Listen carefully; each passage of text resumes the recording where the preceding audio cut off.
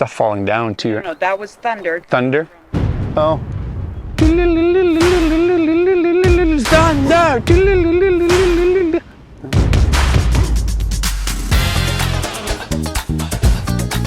Small glaciers at the far back that are probably contributing to the water. What's down here, this is a straight up cliff on the other side of me here. So this is Eiffel Tower, the thing behind me over there. All right, now we just gotta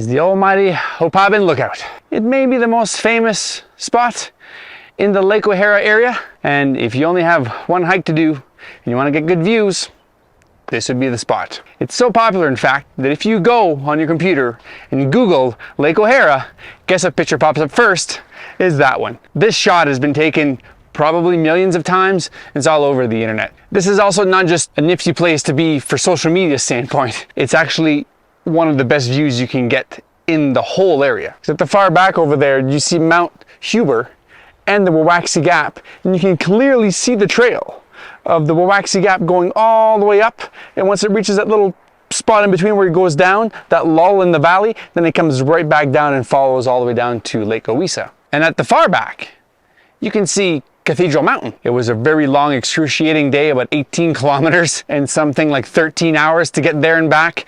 Definitely worth the hike. So check out our channel. You get to see the bottom waterfalls that flow into Lake O'Hara. You get to see the second set of waterfalls that go from Lake Owisa down to the second shelf. I can see almost the entire Ute sledges all the way from the bottom all the way up. You can see the entire trail. These trails are so well maintained and well defined that from a distance you can see all of them super easy. You don't have to go very far because directly ahead of me is the Opabin Pass, hence why they named this entire area the Opabin Lookout. And the Opabin Pass is actually a series of mountains. There's Mount Biddle on one side, and then it actually lulls down enough where you could cross. I've never actually crossed the Opabin Pass. It looks like it's glacier area, so you would definitely need to be experienced and trained and know what to do to go up and down. But if you did go over top of the Opabin Pass, you would land into the Prospectors Valley, and then you're in Kootenay National Park. You could basically go east and go up the steep embankment, and then you're on top of the Sentinel Pass and back into Banff National Park. So that's kind of the crossroads, the meeting point of the three big national parks in the area. A neat little feature that not everybody notices is inside Lake O'Hara on the far north side, it looks like there's a pair of glasses. The water eroding from the Wawaxi Peak coming down digs down the lake deeper, and then around it, it's more shallow. So there's literally a set of eyeballs or a set of glasses staring right back at you right at the bottom there of Lake O'Hara. So there's two ways to get up to this lookout once you're at the campground or the lodge down below. You can come on the west side. As long as you can go uphill, you'll be able to get up there, but it's quite steep and it's a grind. And I would suggest doing the loop of coming up there and then coming to this lookout, and then you can go back into the valley, see a couple of the lakes there, and then follow the water all the way back down to Lake O'Hara, because there's another path there that's a lot less steep. You could also come in through there and out through there, but I think it's quite a bit longer, and then you miss out on some of the views of Schaefer Mountain and the ridge in behind here. But definitely, if you guys are coming to do some hiking at Lake O'Hara, this is definitely a must-do. You can always take your Alpine route and detour it down here on purpose. I prefer to actually skip the Allstones Prospect side and come here instead, and then come down to make a full day hike. If you're a really fast hiker, you might be able to do the Alpine route. Once you get down at the end of the Uteness Ledges, come to the Opabin Lookout and then go veer back to the Allstones Prospects to get up there and down. It's a really, really long day.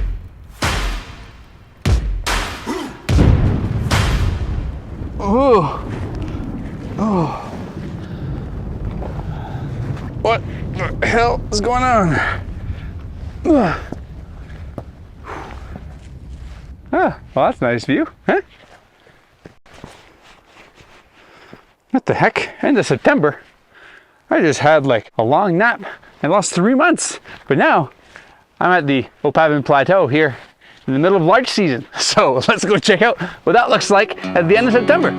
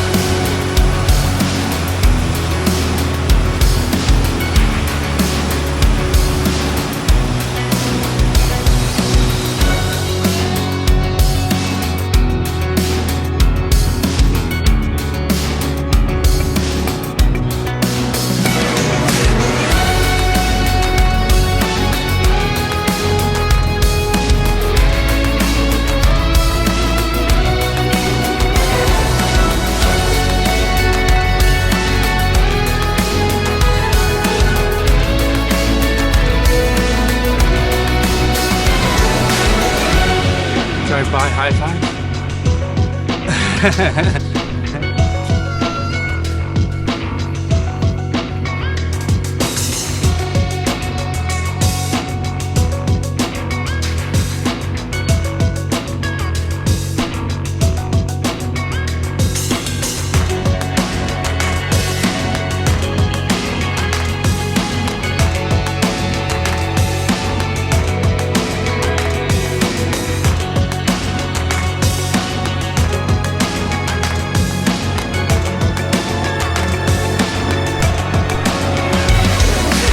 Time to fast forward 3 months exactly from June 25th when we're at the Opabin Plateau, and now it's September 25th, middle of Larch season. Same thing on the Opabin Plateau, and this time we're continuing the first video that we started, and we're extending out to show you guys a change of seasons of the Opabin Plateau, and also to show you where the name Opabin comes from. A lot of people go to that lookout, and it's a gorgeous lookout. It's one of the most famous pictures that you'll find in Lake O'Hara. That water and that lookout that's here is named after the pass. It's a far back, and it's a gorgeous little spot. So we're going to be heading out there to show you guys what the area looks like during Larch season. So let's go check that out.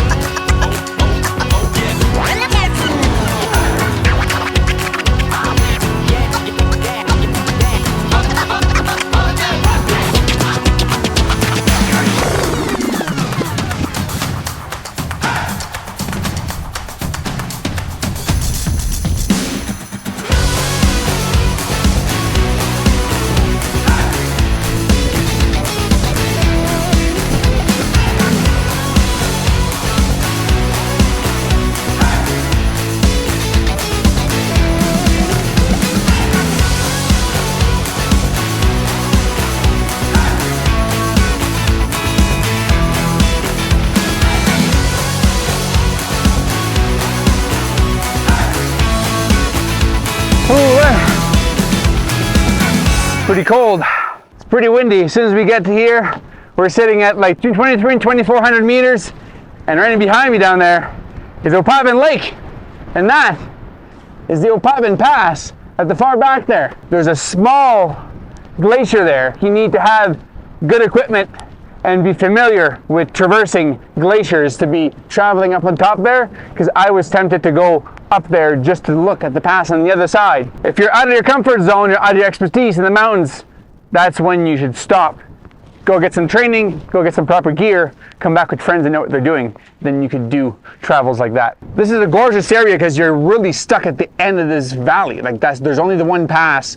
There's no routes anywhere around. That's the very end of Mount Schaefer. The Schaefer Ridge runs across the entirety of it. And we came all the way out on the north side because this is the pass that lookout that goes around. So if you want to go all the way into that scree or go up to the pass, you would go on the north side of the lake, because on the other side it's just a pile of boulders and there's no real defined trail. This side is definitely faster because there's a distinct trail. This is also the place where you would come if you were to go up to Mount Eukness. Mount Eukness, you have to come all the way to here basically to go up at an angle. So you switch back towards Lake O'Hara, and then when you get halfway there, it switches back up. So you do kind of like this big S to get all the way up there.